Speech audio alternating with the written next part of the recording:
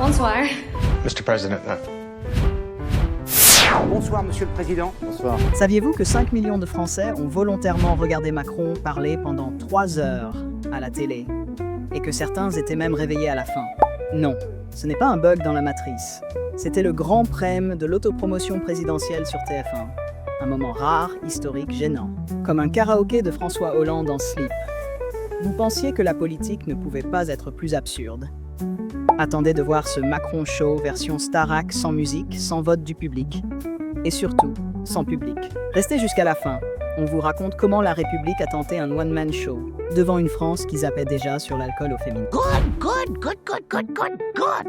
Ah, chers compatriotes masochistes, accrochez vos ceintures et vos nerfs fragiles.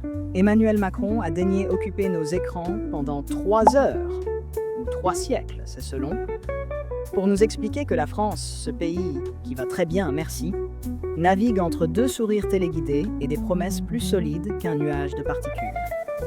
Résultat, 29,7% de part d'audience, soit 5 millions de téléspectateurs ou 5 millions de cobayes d'une expérience sociale sur la résistance à l'ennui profond. TF1, fidèle à sa ligne éditoriale, du lourd, du choc, du Macron, a remplacé Koh-Lanta par un président qui joue à face à la nation, façon Thibaut in shape sous l'ex-Omil. Spoiler, le seul défi c'était de ne pas zapper. Pendant ce temps, France 2, courageuse mais suicidaire, tentait un documentaire sur l'esclavage. En prime time. Un mardi. Moins de 5% d'audience. Preuve que les Français préfèrent largement voir Macron en costard serré que des descendants d'esclaves sobres. Mais rassurez-vous, France 5, elle, cartonne avec l'alcool au féminin. Conclusion, Muriel Robin bourré, vérité historique. La culture, c'est comme le Nutella, ça se tartine, surtout à l'heure de l'apéro.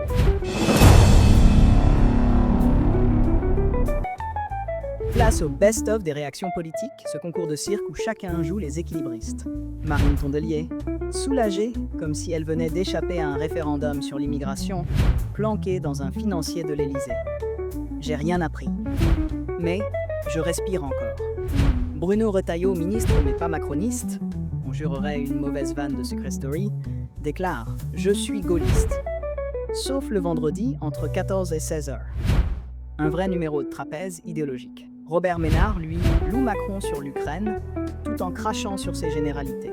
On dirait un vampire qui complimente le soleil, avant de réclamer des rideaux occultants. Côté institution, même ambiance absurde. Rachida Dati, ministre de la Culture, nous assure que Macron est un point de stabilité. Traduction, il tient debout sans baver. C'est déjà ça. François Hollande ricane depuis l'ombre, ne leur donnez pas la parole si c'est pour leur coller un bail. Le roi des punchlines creuses donne des leçons de démocratie, comme un poisson rouge qui critique un marathonien. Et Jean-Philippe Tanguy tacle la débâcle des référendums. Après avoir avoué ne pas avoir regardé l'émission jusqu'au bout, un pur moment de cohérence républicaine. Merci pour ce moment. Mais ne soyons pas surpris. Après le référendum sur les retraites, oublié, la consultation climat enterrée et le dialogue citoyen transformé en monologue technocratique, Macron récidive. Il promet des référendums comme un magicien promet des lapins, sans chapeau. Et voilà, en 2025, le président jardinier arrose ses propres légendes. Les politiques font du trapèze sans filet, et les Français regardent ça comme un épisode de Plus belle la vie sous l'ex-Omil.